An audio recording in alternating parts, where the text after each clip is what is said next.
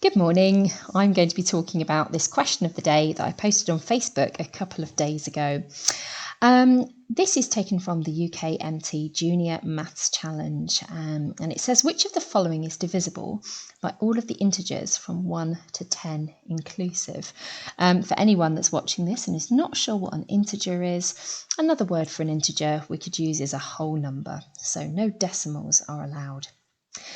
Now, one of my favourite theorems in maths is the fundamental theorem of arithmetic, which says that if you take any number that is not a prime number, so any composite number, you can always express it as a product of its prime factors.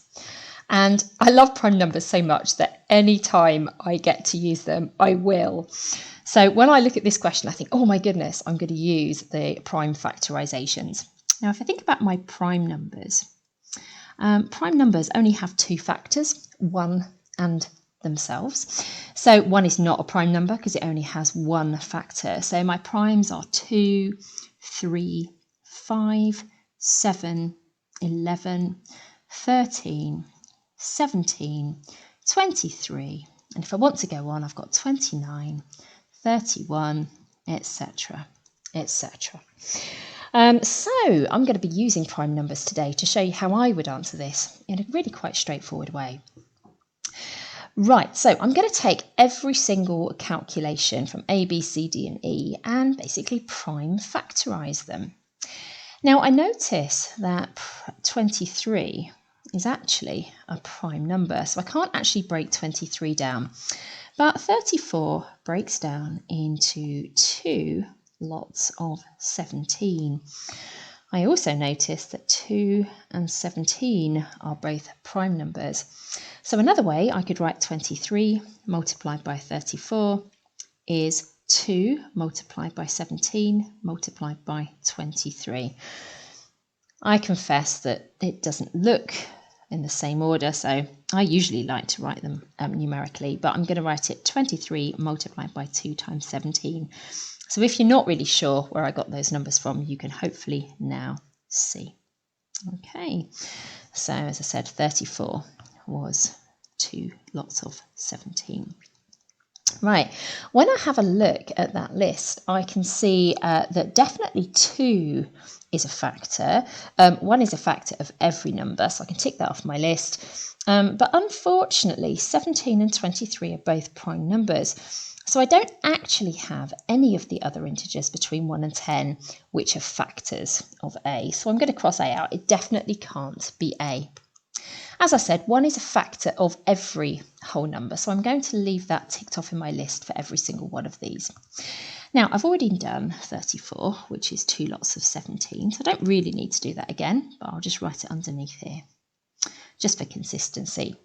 Now, 45 is 5 times 9. I notice that 5 is a prime number.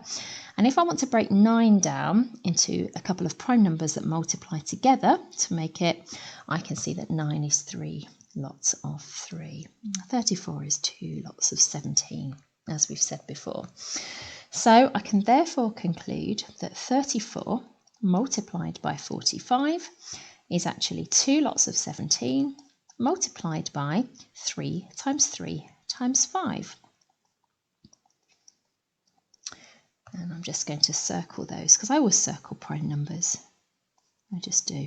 Hopefully you can see where I've got that from. The 2 and the 17 come from the 34, and the 3 multiplied by 3 multiplied by 5 are from my number 45.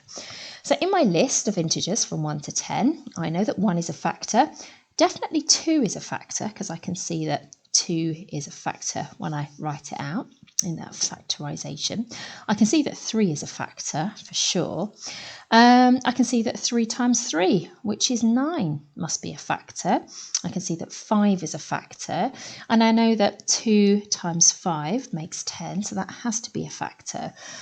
But when I'm checking out 4, 6, 7 and 8, which are the remaining ones, there is no way that I can make 4, 6, 7 or 8 by multiplying any of those numbers that I've circled together. So I know that I have not got all of the numbers from 1 to 10 as factors of that expression, so I can definitely cross out B. I'm just going to get rid of my ticks there. Okay, so if I go down to C, right, so 45, I've already done 45. As I said, it was 5 lots of 9 and then 3 lots of 3. So I'm going to circle them in pink this time. And 56 is 7 lots of 8.